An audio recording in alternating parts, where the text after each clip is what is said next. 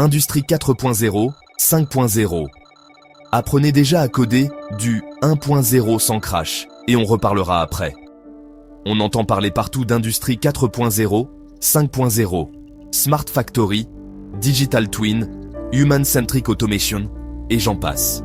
Des mots ronflants, bardés de slides multicolores et de consultants hors sol qui n'ont jamais vu une ligne de code réelle, ni tenu un tournevis. Mais on va se dire la vérité. Vous voulez la vérité ?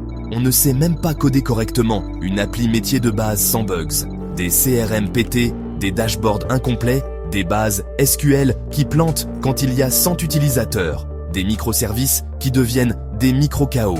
Et vous voulez qu'on parle usine autonome, intelligence émotionnelle embarquée et maintenance prédictive cognitive ? Non. Stop. On veut sauter 30 ans de maturité technique. L'industrie 4.0, c'est censé être des capteurs partout, des IA qui pilotent la prod, des robots qui apprennent tout seuls, des ERP qui se reconfigurent en temps réel. Mais la réalité du terrain, c'est quoi ? Des tableaux Excel en partage réseau avec des noms de fichiers genre Final version Notion, 8 bis dernier, VRAI, XLSX. Des systèmes SCADA qui tournent encore sous Windows XP, des techniciens qui font tourner des scripts Python sans rien comprendre au code source, des devs qui n'ont jamais foutu les pieds dans un atelier de fabrication. Et pendant ce temps, les commerciaux vous parlent de cloud souverain, de blockchain logistique ou de IA holistique. Mais personne ne sait installer un serveur Linux proprement sans un tuto YouTube. Le web 1.0 est déjà cassé. Avant de rêver de 5.0, il faudrait peut-être maîtriser les fondamentaux. Un site qui marche sur tous les navigateurs, pas juste Chrome avec 3 extensions. Une app mobile qui ne frise pas au bout de 2 écrans. Une API documentée et sécurisée. Spoiler, Swagger, c'est pas une doc métier. Un back-office qui ne te jette pas une 500 dès que tu changes une image. Même le HTML, CSS de base est mal géré dans 70% des PME. Et la gestion de fuseaux horaires ? Une loterie ? Et le RGPD ?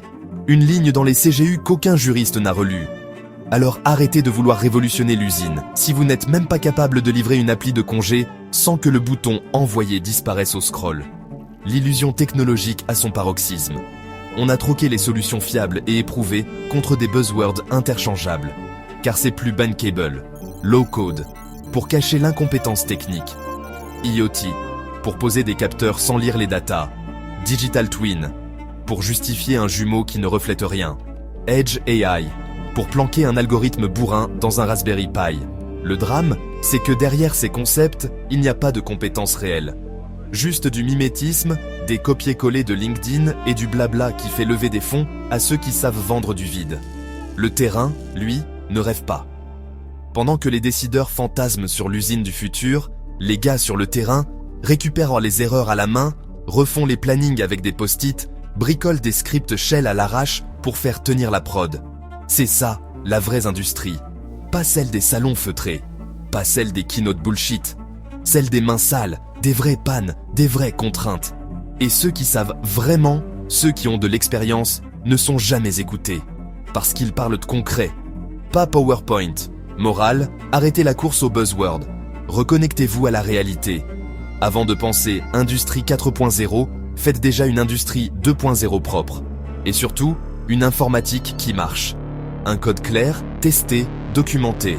Des outils pensés avec les vrais utilisateurs. Des ingénieurs qui savent faire écouter. Car tant qu'on continue à sauter les étapes, tant qu'on forme des managers sans les faire coder une ligne, tant qu'on fait confiance à des pitchs vides au lieu d'écouter les techs, on aura une Industrie 5.0, mais aussi fiable qu'un formulaire de demande de badge sur un intranet de mairie.